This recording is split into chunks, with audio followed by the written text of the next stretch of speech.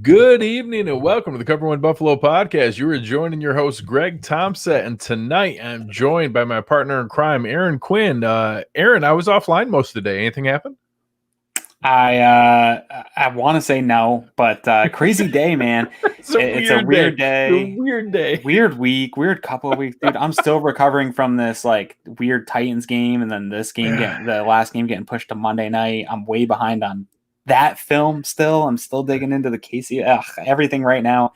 I hate, and then we have big news dropping on us. So let's get into it. We got stuff to talk about.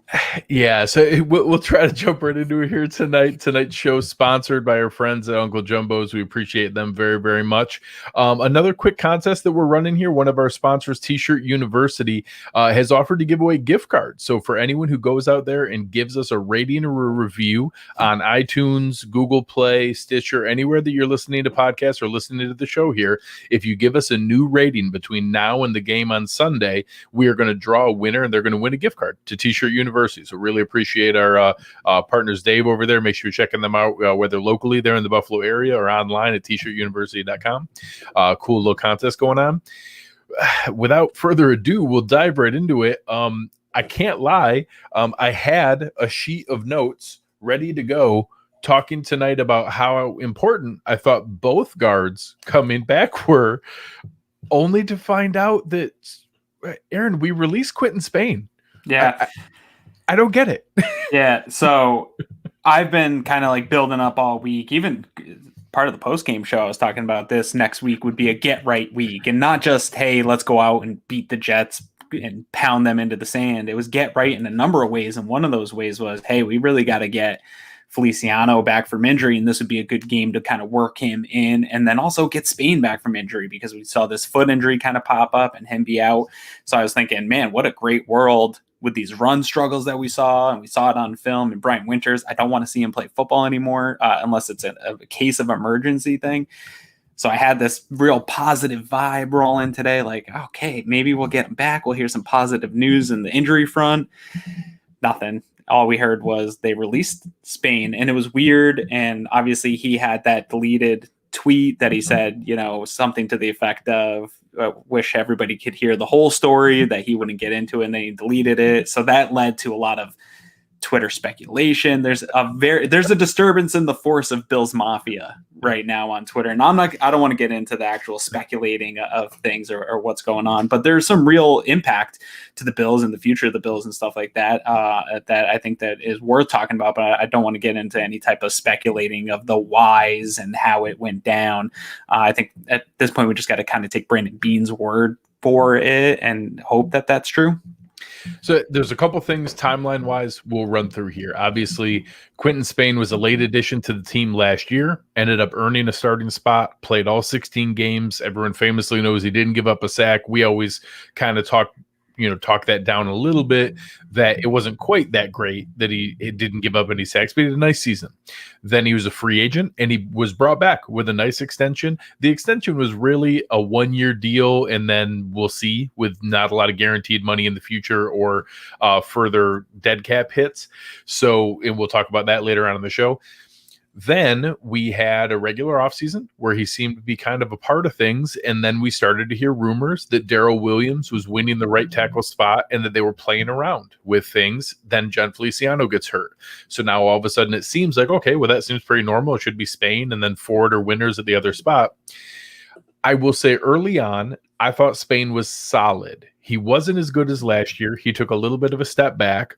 The team saw the same thing, and they wanted to take a shot at playing Cody Ford at left guard. He got benched, and it obviously did not seem to go well. We heard some rumblings about it at the time, nothing substantiated, that he didn't take that well. And for someone, I don't think he'd ever sat a game in his career. I think he'd started every game in his career to that point once he got a starting spot. And then Ford didn't play well either. So Ford didn't play well. Winters didn't play well. They played around with it. He played a half a game here or there. He was a weird late scratch an hour before the Raiders game that seemed kind of fishy. So, I get all the speculation. All we've seen reported is that there was a report out that he requested a release, and then Brandon Beane confirmed that this was a mutual decision, that they wanted to give him a shot to sign elsewhere. They were very professional. They didn't say anything, unkind about him, and said that they, wished him the best and wanted to give him a chance to sign on elsewhere because they were going another direction. And, I think from a Bill standpoint, that means a couple things. I think, one, it's very fair to assume that Jen Feliciano is back this week. We already expected that. I think it probably means that maybe Cody Ford is not a season-ending injury, or carded off wasn't what we thought it was. Because I think if he wasn't there and they were giving him back the starting spot, it would seem like that would fix it. But, I don't know what else to read into it, because it certainly struck me by surprise. Yeah, I do. I think the Ford injury, for one, if it was like an ACL or something, which is what people were sort of starting to speculate, we would heard that I would think so. 24 hours ago at this point. So I don't think it's that. I don't know that it means he's going to come back and play right away, but maybe not this week. Yeah, I don't know that he'll be in this week, but I think it's not a long-term injury. I think that we can almost safely assume that. We would hear something by now if it was more long-term. I don't know. It's, again, without getting into speculation, one thing we do know, and we talk about it all the time on Twitter, not so much on the show, is the massive egos in the NFL and the type of personality it takes to get to the level that they're all at anyway. And so I do see a scenario where a guy believes they are better than a person, and maybe the coaching staff that doesn't line up, and you even have the fans who are seeing film and saying, what are these guys doing? But we do have to kind of trust in what's going on in the building. But where those types of personalities and those types of egos in a situation like that can just probably deteriorate, and people get upset or mad and want to be released. And I think at the end of the day, no matter what happened, what stories come out, if it was just as simple as Quentin and his representatives coming and saying, hey, we want Quentin to have an opportunity somewhere and it's not here, clearly you've made a decision. I think good on the Bills for a lot. They could have just been jerks and said, no. Tough luck. Yeah. Yeah, we want the depth. Sucks for you. We signed you. We gave you money. You're going to stay here and play it out. And they've done that a number of times with guys, allowing them to find a spot. I think a lot of people came out and said, we're frustrated. Hey, why didn't they trade Quentin Spain? And if it's something to the fact that he wanted a release to go kind of find a home, I can see a scenario where doing what the player wants is a good thing, and having that good karma out there. There's also a scenario where they did get on the phone and tried to make calls. And that's the scenario I sort of assume. I don't think Brandon Beane loves necessarily giving stuff away for nothing. But I don't know that Quentin Spain is necessarily going to draw a ton of trade value right now. One of my takes that I had earlier today kind of explains why. I think there are two things that can be true. I think you and I both think Quentin Spain was playing slightly better than Brian Winters and Cody Ford. Also, if Quentin Spain was earning his contract, none of this would have happened. Yeah. So he wasn't playing well. He wasn't playing up to that contract. That also meant no team wanted to trade for that contract. Which doesn't mean he will find a suitor. I Correct. expect. Oh, no, he's going to get signed. Almost immediately here, he'll get signed. But those don't always line up with a guy becomes available for nothing and you get signed versus a team has to give up an asset. And that's a talk maybe we'll have to have here coming up soon with the trade deadline coming up, because I think people are just saying, hey, go throw out these assets for Geno Atkins. Just go get this guy. And teams, that's your future. And we also say, hey, Josh Allen's going to sign a big contract soon. We need to continue to build depth on this team. You can't really have it both ways. And teams don't want to just give up their future for 1 year rentals here and there, especially a guy like Spain. If it's not, you're not sure that he's actually going to be the contributor you think he is to give up an asset for. So I do think those phone calls happened. I think that even today when they announced the release, I think that Brandon Beane might have still been hoping, because the release doesn't go into effect. We've seen that happen before, where a team releases somebody and then trades them. We saw with the Carolina Panthers and Andre Smith with the Bills. The Bills came in and said, no, don't release him. We'll trade you as seventh, or a conditional seventh. So I'm sure even after that, there was some talk. So I think it's not fair for fans to assume just because he wasn't traded, or we didn't hear trade talks, that there wasn't, the Bills didn't explore those options. 100%. I'm certain of it. And I also think that the contract was a detriment, as well as the goodwill with the agents and things like that. That stuff matters. So, once that happened, there was another bit of news. So the roster spot that was opened up was formerly given to Justin Zimmer. So you and I joked on the postgame show that Zimmer was one of the few bright spots in the game defensively, and did he flash in that first game of the year? Glad to see him get another chance here. Up until this point, he had actually only played in the new rule practice squad call-up format, Right. where he was temporarily activated, but he was never actually part of the formal 53-man roster. They now gave him an official season-long contract for the rest of the year. For right now, he is the person who filled Quentin Spain's vacated roster spot. Obviously, there's more moves to come because John Feliciano is a player we'll talk about here later on that I think will be activated. One interesting note, our friend over at NY Up, Ryan Talbot, reported that another team was actually trying to steal Justin Zimmer and trying to claim him, because you can have the 48-hour window after the game where any protected player can be claimed off of the other team's practice squad. There was another team that submitted a claim to get him, and the Bills had to stop that by activating him and pulling him onto the active roster. So that's one, just a heads up, that is an option for all teams. They know when a player is going to be claimed and that it's being submitted. You can't be sneaky like in fantasy. Right. Yeah, or fantasy football, you could just have a secret. Might be able to sneak it past like a Gettleman or one of those GMs, but maybe. Or if you have a really bad relationship with the agent, maybe Right. you can find that out. But otherwise, that was what they stopped by activating him here. So interesting to see what else comes up. But good on Justin Zimmer. I think he earned it. He deserves to be on an NFL roster, and excited to see where he can be as a rotational piece going forward. Yeah, I think it's I'm always happy for these types of stories. I think it's good for the locker room. We talked a little bit after the game about how I thought it was good that Sean McDermott is willing to bench a big name free agent that they, well, not a big name, but a big ticket free agent, and Trent Murphy, and being able to bench their own draft pick, but then also this other side of that and bringing up a guy that's an undrafted free agent, worked his way into your team. I think that shows your team that, hey, if you do the right things and you do, what we say, it's not just coach speak, it's not just rhetoric, you will get a spot here, you'll get a chance.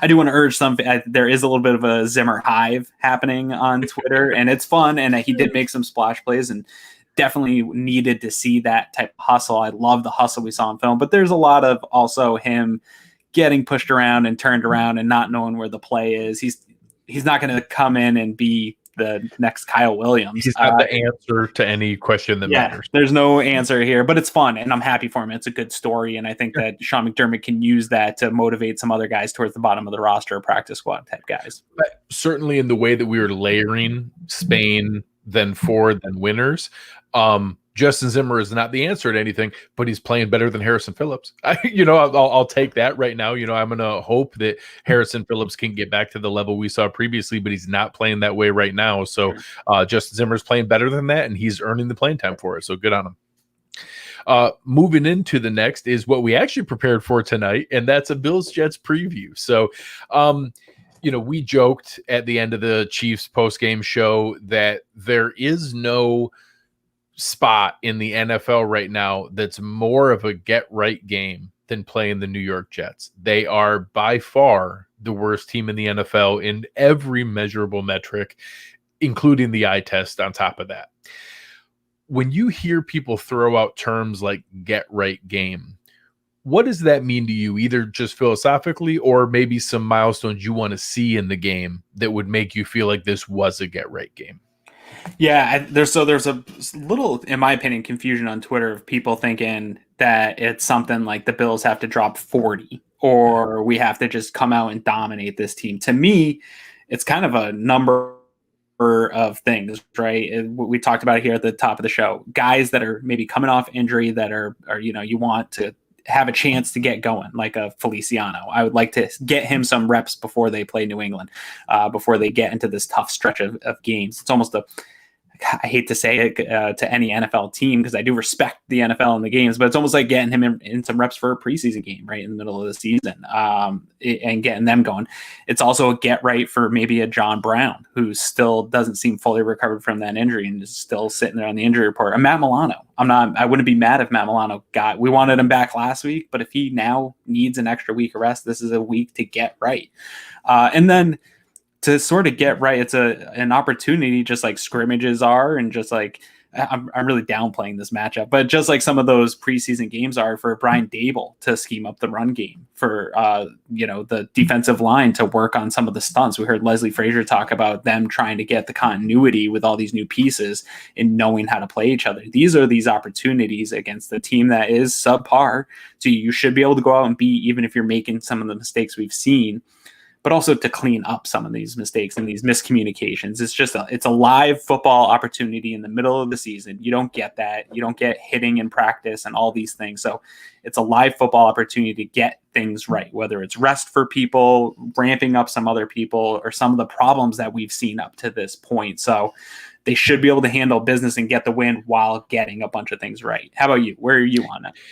So I tried to think through this as we were preparing for the show, and I kind of threw out the idea of, hey, let's talk about what this means. So I tried to separate it into needs and wants. And for a get right game, there's a couple different pieces. I need for us to get the running game going, which means, maybe 60, 70 yards from Singletary, 40, 50 yards from Moss, 20, 30 yards from Josh Allen. I'd love to see 150 total.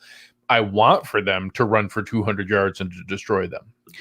I need for the offensive line to get things back together, to have consistent protection, to open up holes. I want for them to have pancakes and crazy highlight reel blocks.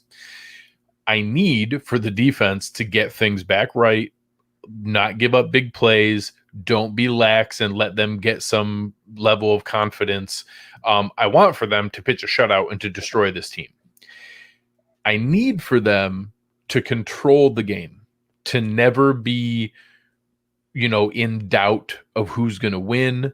I'd like for them to cover and to win by a comfortable score that seems like, hey, they were the better team. They won. They took care of the game and they put it away carefully. I want for it to be 42-6. And to destroy them and to just rebuild all kinds of confidence and show that it's a powerful team. So it's that kind of balance. I think that they can have a good game in many different factors. They don't need for it to be some 40 burger blowout just to be able to do that, because honestly, doing that to the Jets doesn't mean all that much. If you win 28-14 or you win 42-6, you still beat the Jets. It's just not, this isn't going to make any of the past 2 weeks any different. They should win this game. I expect them to win it. And I hope that they get right doing it. Yeah, I think that's all good points. And some of the stuff is, we saw Josh Allen come out and start missing some guys pretty early on. Dable's trying to get him going. Like, say they drop maybe close to 30 points, but if he's hitting guys open like we saw in the first 4 weeks, that's a get right thing, right? He's getting back some of that swagger and some of that confidence that he had in those first 4 weeks that he seems to have kind of lost in the last couple of weeks. So there's that. This is also a big get right for the fan base. I said it at the top, there's a bit of a disturbance that I'm picking up. And here's an area that I'm willing to speculate. I don't want to speculate about players and GMs and coaches, but I'll speculate about the fan base. There's a bit of a disturbance in the force here with Bills Mafia. People are feeling tension. There's a lot of tension in the air, and the fan base needs this to have a good, fun football Sunday where their team comes out and establishes dominance against the inferior opponent, because we have some important games coming up to build some confidence back in the fan base. Because I'll tell you, man, all of us, including myself, fan base got punched in the mouth over the past couple of weeks on Twitter. Well, I heard it from all directions. Yeah, there's not a whole lot that we can say, but we're starting to starting to attack each other about the differences in the games. And I don't think that the losses were as necessarily bad as they feel or they looked. But I do think that the fan base needs this get right moment just as much as the team and the coaches themselves, because Bills Mafia is a lot more fun when they were 4-0, and I want to see that Bills Mafia again, and not this Bills Mafia that's just we're all tearing each other apart over every opinion. Yeah, and it's something where I've done some of the preparations, getting ready like I normally do. So I watched some of the condensed games for the Jets. I watched a couple things recently, and I think it's important for fans to realize that it's not just lip service, what you heard from Sean McDermott today about that you have to respect every opponent and there's talented players on the Jets. He's not lying. There are there are talented NFL caliber players on this team. Jamison Crowder is a good, legitimate receiver. Mekhi Becton is actually looking like a great pick for them at left tackle. And when he's healthy, I think that he's had some challenges there. And they've had a couple other pieces that are coming together. There hasn't been a ton of other production guys that they expected to step forward, like Chris Herndon. Obviously, the quarterback thing is iffy. If Sam Darnold plays, that gives them a much better chance to be able to play competitive football. I don't know that Joe Flacco has a great deal left anymore, certainly behind a suspect line. On the defensive side of the ball, we've seen some flashes from Quinnen Williams. Avery Williamson still has some talent. I'm actually a pretty big fan of Brian Poole. If they're giving players away or cutting people, I'd certainly love to add him from a nickel standpoint. So there's talent on this team. And if you mess around, the worst thing you can do is give an underdog that's hurt and kicked while it's down any confidence or hope. You can't let them have a big play early. You can't have a turnover early. You can't let them get any ideas that they can hang around with you, because regardless of how terrible their coaching is, they're still NFL caliber athletes. And that if you give them the chance to build some confidence, they can think that they deserve to hang around to this game. So I do think that's a key, is to jump out, take a lead early, and take the wind out of their sails and let them, like they have every week, go with here we go again, and just let it unravel. Yeah, I agree. And I think, I forget, I'd like to be able to say who tweeted it out, but somebody had mentioned the Dolphins game a year ago where everybody thought that Dolphins team was tanking. I remember coming on here and being a little bit hesitant to say, hey, there is talent on this side of the ball and you can't sleep on this team.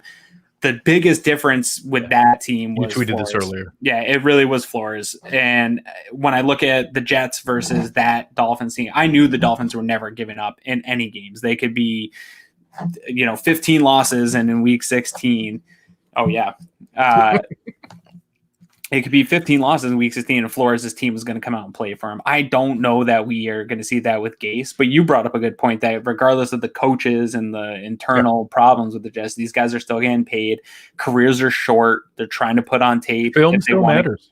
They want to get out of there. They're going to put on tape. So guys are going to come to play.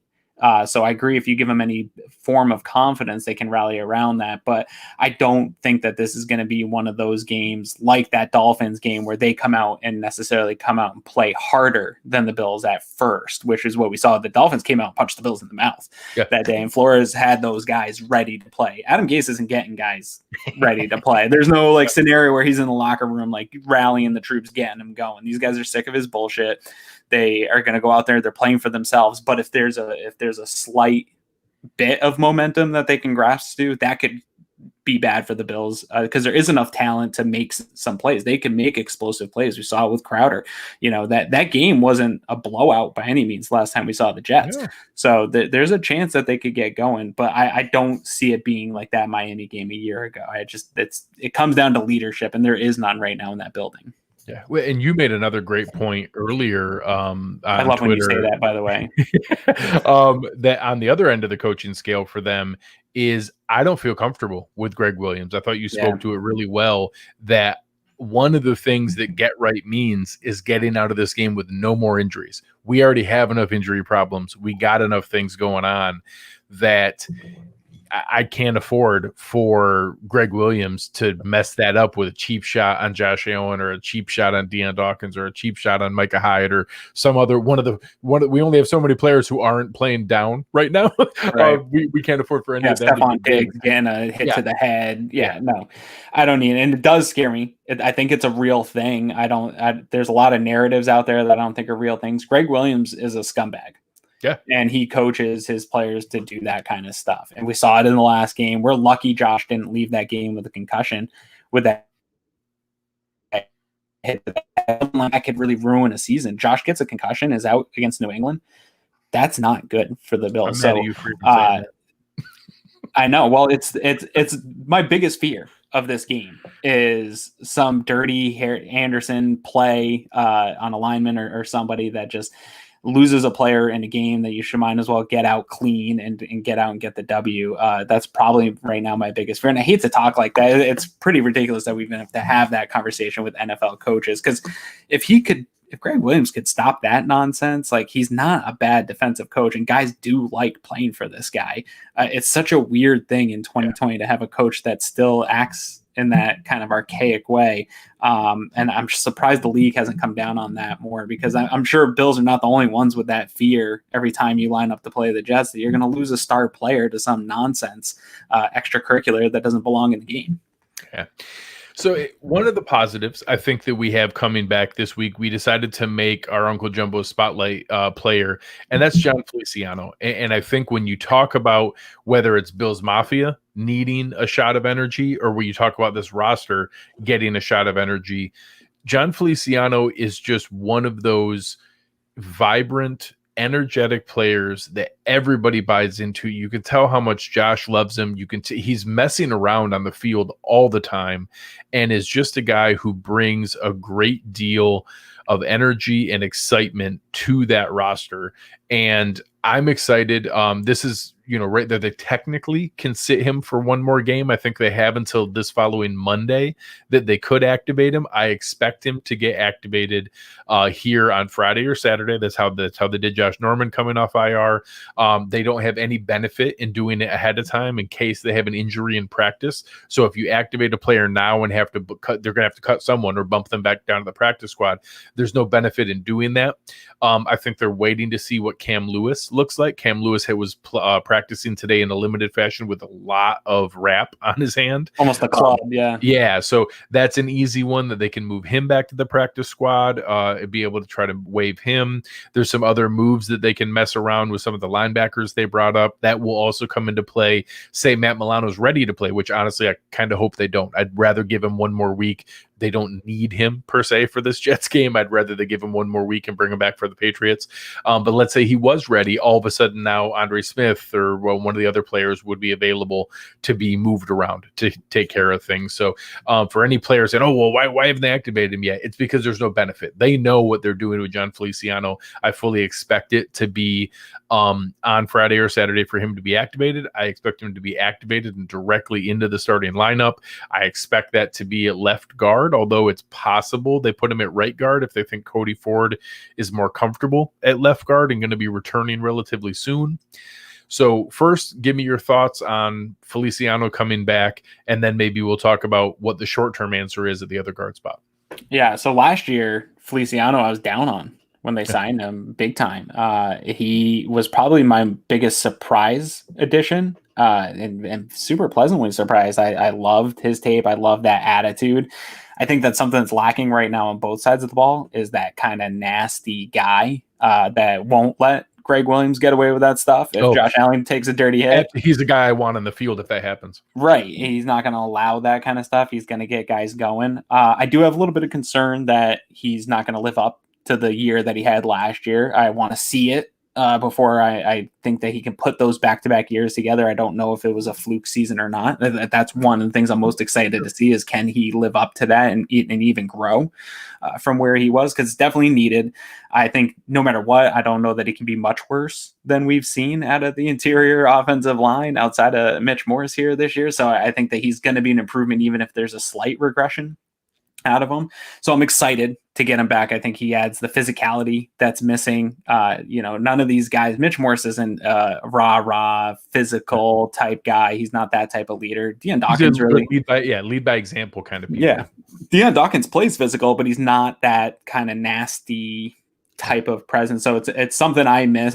You need at least one of those guys on the line. So I'm excited to get him back for that. And then if he grows in any way, it's going to be a huge boost to this team. They really need that. So I'm very excited to see if he can live up to the season he had last year and grow on top of it. But again, even if there's a slight regression, we're still getting, in my opinion, improvement at that position with a slight regression. from Feliciano. Yeah, I think it's going to be important. Again, we spoke about it when we talked about the Quentin Spain release that, we have to assume that means this isn't a season-long or serious injury for Cody Ford, but I also don't expect him to play on Sunday. So when you look at that piece of it, I think it's important to be able to identify that in the short term, we're either looking at another game of Brian Winters, which neither Aaron or I are super excited about, or maybe they're going to try Ike Bacher or Ryan Bates. I don't want to.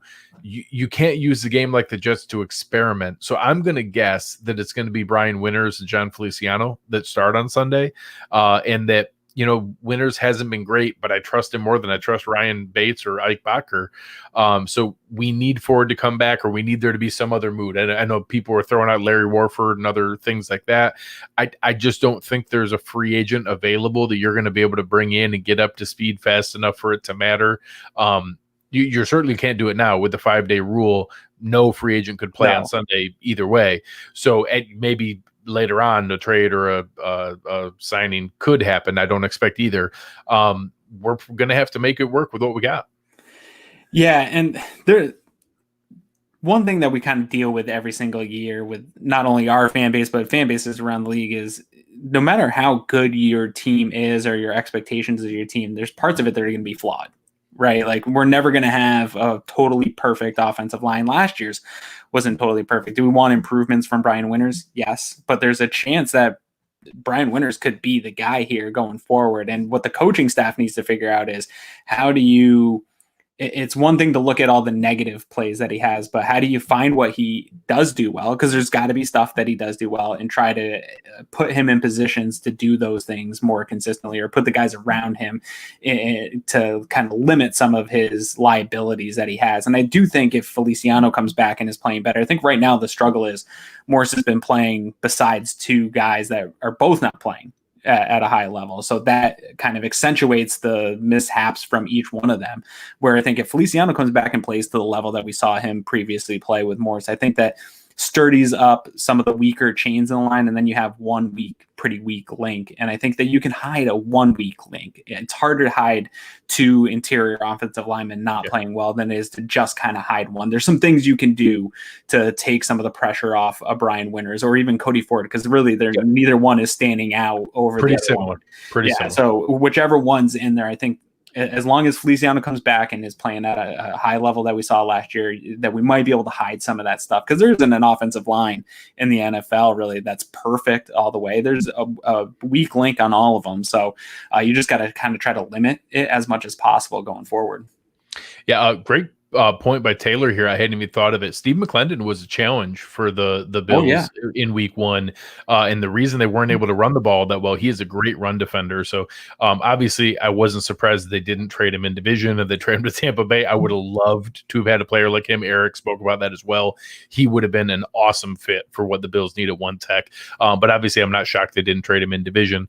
But yeah, that is a great point. That is one less thing to worry about for Feliciano's Winters, Bacher, Bates. It hurts me to say those things. Yeah. Whoever it happens to be, it's one less thing to worry about is that it won't be Steve McClendon. To be sure. On the McClendon topic, that's another one we just talked about with Spain. I saw a ton of people in my mention saying, well, why didn't the Bills get him? And I guarantee you it takes two.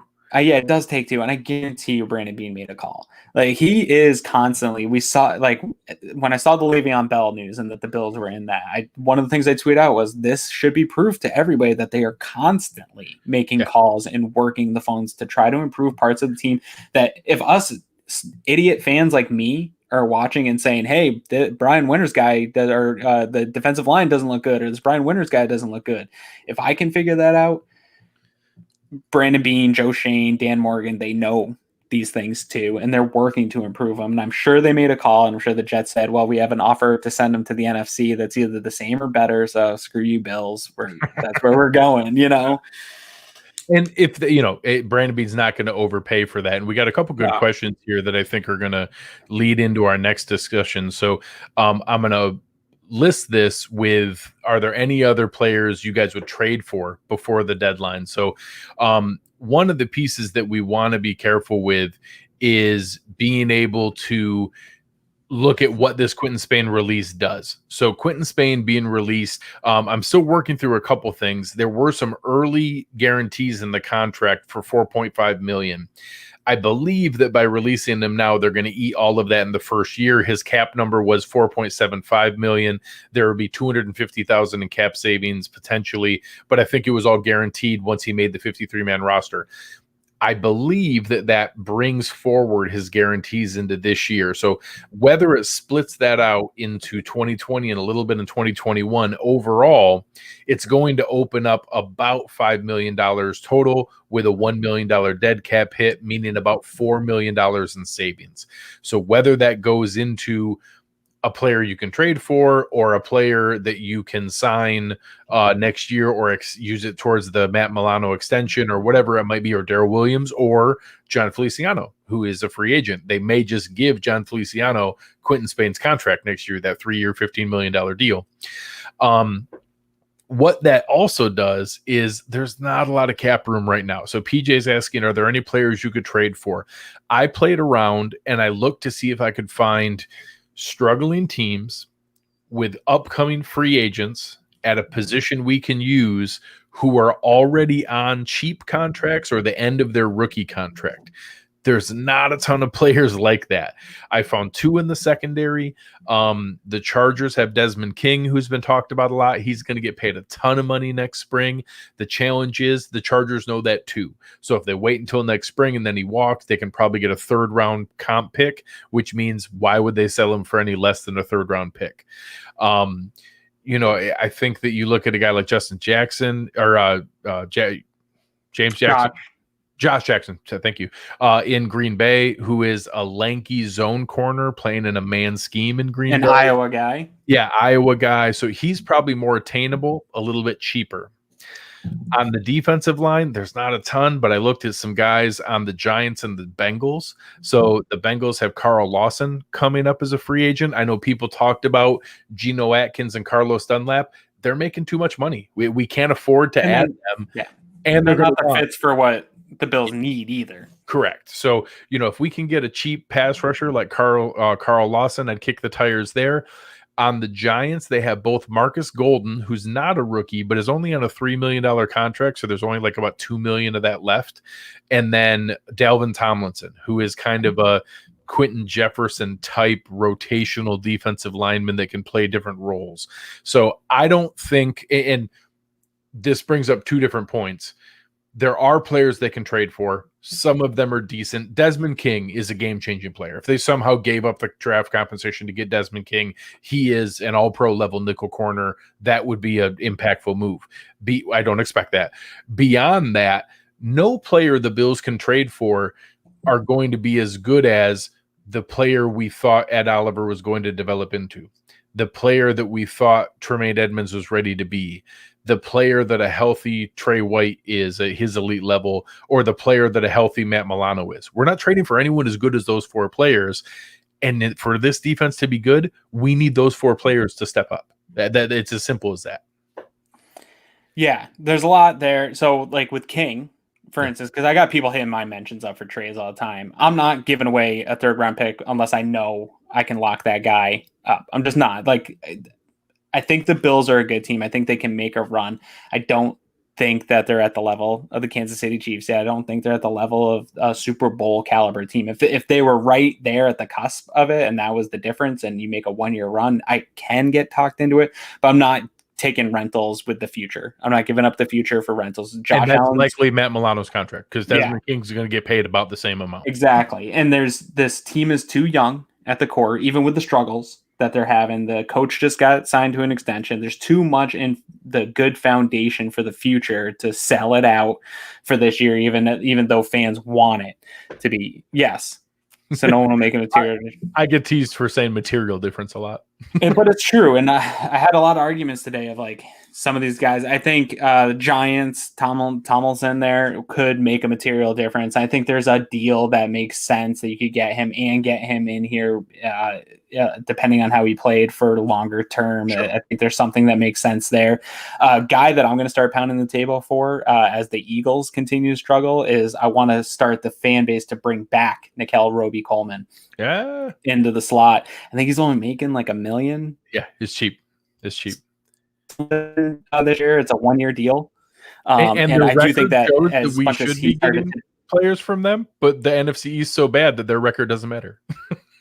Yeah, no, they actually are not like a game back from first place. But still, I do think that they're going to start to sell off some stuff at some point. If the deals are right, they need to get some depth and get some draft picks. So that's a guy, as much as I've been, looking for something at slot, that was something that I looked at because everyone was talking about Fletcher Cox today, and I don't think that the Bills are going to be able to make a move for Fletcher Cox. I would love to see that happen, but I don't think it. But when I was looking up his contract and stuff, Roby-Coleman stood out to me and I said, hey, man, as much as he's starting to decline, I think he's better fit right now than Taron Johnson or Cam Lewis in that slot position. And that could take away a lot of what we need. Because I think outside of that one tech, we need to find a solution at slot. And as well as Cam Lewis played and the fan base likes that guy, and I do too, I don't think he's additionally the answer. I think he's similar to Taron Johnson, maybe too similar, and not going to provide what we needed, which is better coverage. He'll provide the same type of support in the run game, but I don't know that either one of those guys are the answer. So that's really where I'm looking right now is, yes, we need a one tech, but it's a passing league. And the teams that they're trying to beat to get to the AFC Championship game are passing teams. And I want to be able to see better coverage at slot. So I'm going to start the bring back Roby-Coleman fan site. You'll see a new account coming out soon. Make nickel great again. Yeah. So Cole asked a good question that I think leads to some other points here. Is a third round pick worth the same this year? I actually think it's fair to question, is it more reasonable to trade draft picks this year with a weird limited college season, a lot of players opting out, just weirdness overall? I will say that's much less now because they're playing enough games. The colleges are playing 6 to 8 games. Scouts weren't watching all 13 games, just to let you guys know. Scouts don't watch every single snap of most players. They have to limit it to what they can watch. So still having 6 to 8 games is plenty to be able to break down. And I will say, let's use the Desmond King example. So let's say you trade a third-round pick because now the Chargers get a 2021 third-round pick instead of a 2022 comp pick, or that they were going to spend and they weren't sure if they were going to get a comp pick. So now all of a sudden you're able to get him for a third-round pick. If you trade for him and then he leaves, you then have to hope you get the comp pick, or you just gave away your third round pick for nothing. In years where you have a ton of cheap contracts and a ton of cap space, that's not that big of a deal. The Bills don't have that anymore. We're extending everybody. We're signing big contracts. We have no cap room. No team's going to have cap room next year. The Bills are in the group of 25 teams who won't have any cap room next year.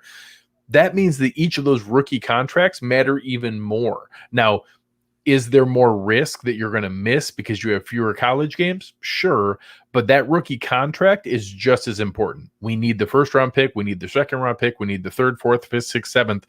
We need all of them to be able to be pieces that we can use to, sustain the contract and the roster construction with those cheap contracts, with all the money we're paying Stephon Diggs and Mitch Morris and Trey White and Deion Dawkins and soon to be Josh Allen and hopefully Tremaine Edmonds. So those pieces, yes, there's risk now with the weird college season, but the contracts are just as important as they've ever been. I think to almost counter that concept of do they matter as much, I think they matter more if you believe that there's more likelihood of a miss, because it's really even Brandon Beane's been operating as far as players that have given production to this team. I'm not saying that hits on drafts, but players that have given production, he's kind of hanging around a 50%, 40% mark on guys that he's brought in. So say that drops a little bit, say it's a 35%. I feel like you want more picks because of what you alluded to. They need to be able to fill depth as they continue to lose players, as they continue to have some of these bigger deals, that they're going to have to get rid of. There's a chance we could see a Trent Murphy cut or traded or something like that. They're going to need to continue to replace that. There's probably a handful of positions that they need to fill multiple roles. I would like to see them bring in 2 to 3 cornerbacks in the draft next year to start to compete and fill some of this depth that they're going to need. Josh Norman's not coming back next year. I don't think he's going to play well enough to do it, and he's just not that guy. So they need to continue to kind of feed their own system here, especially as Josh comes up to a big contract here coming up soon. So I almost think hold on to him if you believe that the college football season is devalued, because you're going to need more picks because you got to hit on a few of these guys. Yeah. Our friend Ron, who's awesome in the Slack channel all the time, you guys should follow him, as I am legend on Twitter. He's a good follow as well. Ron has never found a player that he didn't like to trade for or sign in his entire Bills fandom. He makes a really good point here, though, that next year's weird season does mean there's going to be a lot more bargain bin players. There's also going to be a lot more released players. A released player means that you can sign them without impacting your comp pick formula. So there's going to be a lot of weirdness next year. So I think there is a chance to be able to steal some cheap veterans that you might not get in a normal year. I think there's going to be a ton of 1-year contracts next year, and people who just want to ride out this weird 2021 season with the salary cap floor and then come back around in 2022 when the new TV contract deal comes in. So I do think there's a good point to that. I think that you're going to be able to supplement more 1-year veteran minimum contracts next year than what you normally do, and then future years will come back with other options. Yeah, that is a great point, because the number of people becoming available doesn't shrink, but everybody is backed up to the cap more. Nobody has money. There's going to be tough phone calls with agents who have been waiting for this moment for their clients, and then teams are going to say, look, man, you got 25, 26 teams all backed up. We got no space. So if he wants a job, this is the deal. These are the deals. So I agree. There's going to be some deals that maybe decrease positions and things like that. You're still going to have some teams that get crazy. There's some idiots, GMs out there that will put their teams in cap trouble. And there's teams that just don't care or seem to care about the cap. Look at the Rams. Everybody is shocked that they were able to field the team this year. I don't even understand. The Saints cap manager has to be one of the highest paid people in the NFL. I don't understand how he does math. It's crazy. Yeah. So there's definitely teams out there that will still hand out deals, but I think for the most part, you're still going to have thousands of NFL players becoming available with limited cap league wide. So yeah, and if anybody I think can find deals, it's guys like Bean, Shane, and Morgan that will be able to find fits on deals, which is really what you need to build depth. Yeah, absolutely. So get ready. Send us in your questions. Anything you have to close out the show, we'll try to answer them after we do our game predictions. Getting ready for this game, we talked about what a get-right game means. We talked about things that we'd like to see. We spotlighted some of the players, talked about the impact of the cuts. We'll flip it around for you going first this time. What are you expecting from a game prediction standpoint? I think there's a lot of angst and tension. Like I said, not only in the fan base, I think it's in the building. There's a lot of angst to get this just kind of monkey off their backs. I tweeted out that it's not a huge deal for a team to drop 2 games in a row. We've seen teams drop 2 games in a row. The last 2 years, the Super Bowl winners dropped 2 games in a row and some bad losses and came back and righted the ship.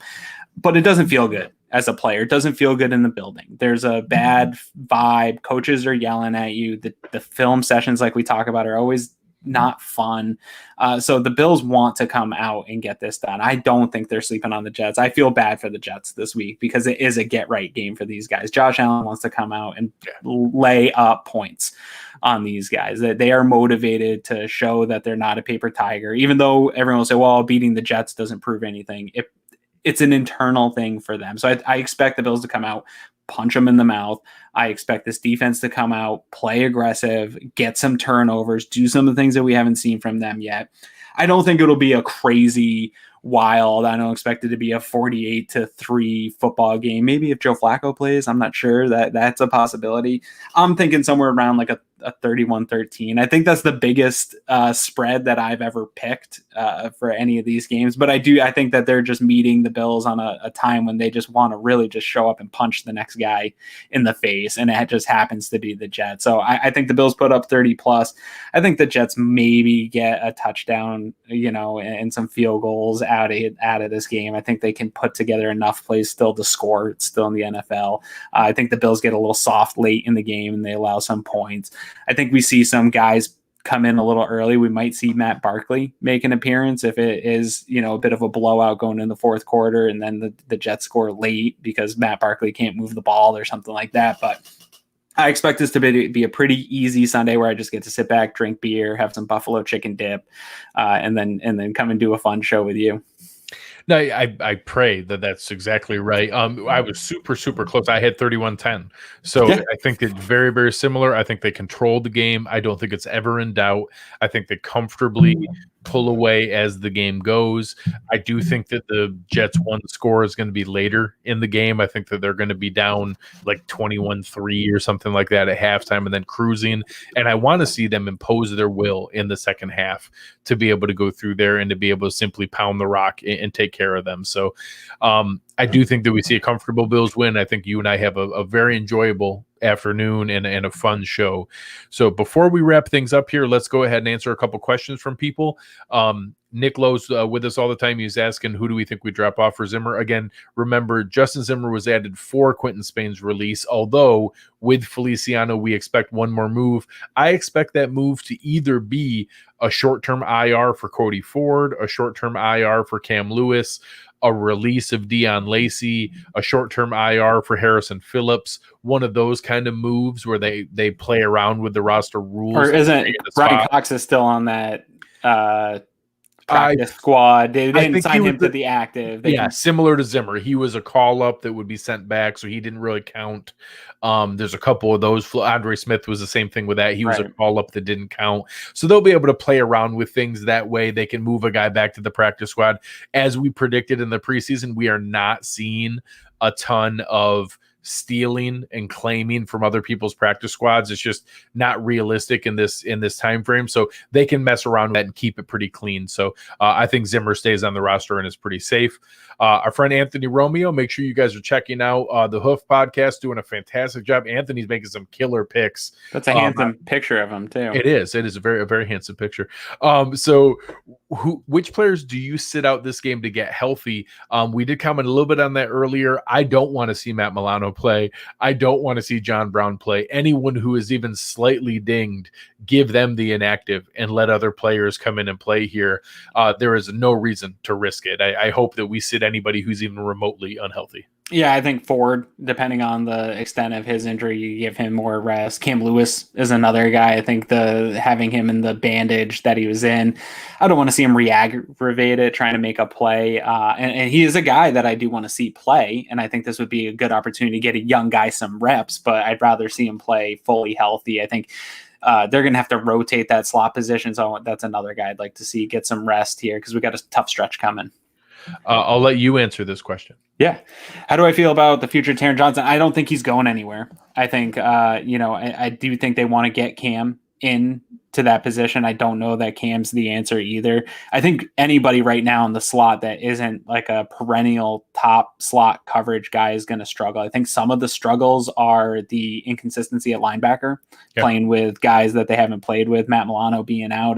They cover a lot of that space. They cover a lot of space. They share a lot of space. It's a lot of communication. There's a lot of that type of stuff that goes on. I don't think that's all the struggles that are going on with Taron. I think he is being targeted quite a bit. That some of that is when Trey's out there, Trey's still playing. He had a lights out game. You hear this, that takes away almost half your field when he's out there.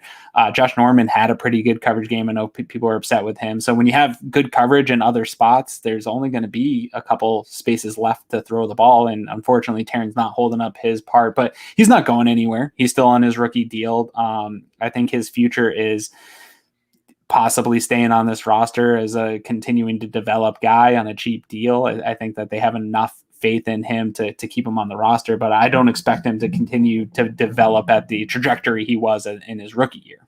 Agreed. And I think we're both sad to see that. I think we both had high hopes for him, and I don't think that it's written off that he can't rebound to what we've seen previously, but there's enough concern there now that I think we both supported seeing reps from Cam Lewis. So we'll see where that goes from here. Chuck was asking here, this is more just a clarification. The same thing with the Quentin Spain deal. Players' contracts, once you make the 53-man roster, the vested veteran guarantee, it's the vested veteran clause, their contract contract's guaranteed for the season. So cutting any player now does not save any money, just like cutting Quentin Spain right now did not save us any 2020 money. It did free up his 2021 money. Trent Murphy's not on the roster for next year. He's a free agent. So Anthony Romeo hammered us about this, and he was spot on. I think we both supported keeping Trent Murphy. He has played okay. I don't think there's any possibility that anyone can argue he's played up to his contract value this year. He's played less successfully than he did in years past. I think we can still reclaim that. There's no value in cutting him right now. So hopefully the healthy scratch was a wake-up call for him and that we get a little bit more production there. But anyone we release now, there's no cap savings from that because they already made the roster and had their season-long contract guaranteed. The only stance I'll still take on Murphy is I don't think the cap hit is as bad as people think. He's not crazily overpaid. It stinks that he was a healthy scratch. I don't think that he was the necessarily problem. We didn't see a huge improvement from the defense without him or Harrison Phillips, unfortunately. But when you look at his production with guys 5 spots ahead of him cap hit and 5 spots below him cap hit, there isn't a huge difference in the production. A lot of the guys that people wanted instead of Trent Murphy also aren't particularly producing around the league right now at a great clip. Defense is struggling.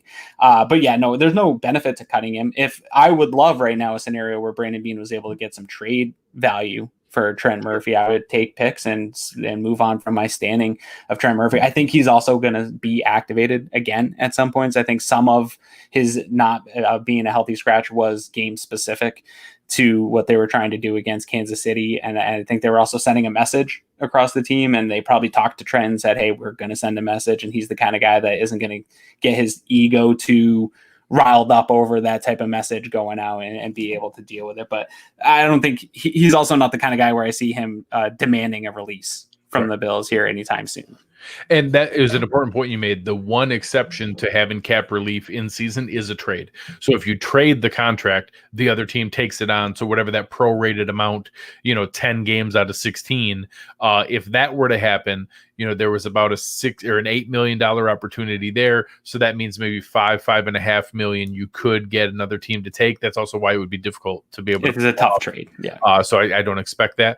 Liam, a friend of ours from the Cover One Slack channel, make sure you guys are coming and checking us out at cover1.net. Aaron, who would you predict to have a breakout game this Sunday? Well, before Spain got released, I thought the vision in my mind was that we would get Spain and Feliciano and that Devin Singletary would have a big breakout game here. I think it's still possible, especially without McClendon. I do think Singletary can have a good game. The run game has really been something that's kind of ticking me off because we saw my buddy Nate Geary. I'm going to throw him under the bus talking about putting TJ Yeldon coming off as a feature back, giving him spot. I don't agree with Nate. I think he was feeling a little in his emotions and tweeting. He should have just stepped away and breathed a little bit. I love you, Nate.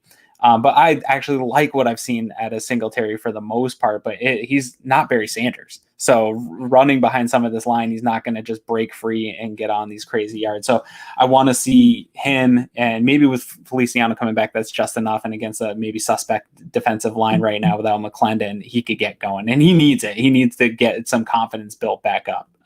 So that's my guy. How about you? So I'm going to go with Zach Moss. I am hopeful that they get things up and running, and I hope this is a game where he's salting away the lead in the second half, really pounding it there. I don't expect either running back to get 100 yards, but I'd love to see 150 combined between the two of them. I think that's a possibility. So we'll see there, but I'll say that Zach Moss is our breakout player of the game from a breakout standpoint, like a surprise. He hasn't had a big game yet. I'd love to see him have a first big game. Yep. My final question is going to be from Keith, another one of our steady Cover One Slack members. Will you grow your beard out to honor Fitz? No, my wife has fully vetoed that. This is as long as it's allowed to get. I have to keep it trimmed like this. Happy wife, happy life is the best advice I can give any of you guys. So Aaron, thank you to our sponsors, Uncle Jumbo's, our sponsors at West Her, great partners for the show that we do. Make sure you're checking out the folks at T-Shirt University and giving us a rating or review. Anyone who gives a new review here over the next 4 days before the game on Sunday, we're going to announce a winner of the T-Shirt University gift card to be able to to be able to win a gift card for T-Shirt University. So make sure you guys are checking that out. Aaron, where can the people find you? You can find me at Aaron Quinn 716. Let's try to bring some positivity here this week. Let's get rid of that Tennessee and Kansas City negativity, and let's get back to the fun Bills Mafia on Twitter. You guys can find me at Greg Tompsett, GregTompsett. Make sure you guys are having a good time. Be good to each other. Be kind. You have been listening to Cover One Buffalo, and we are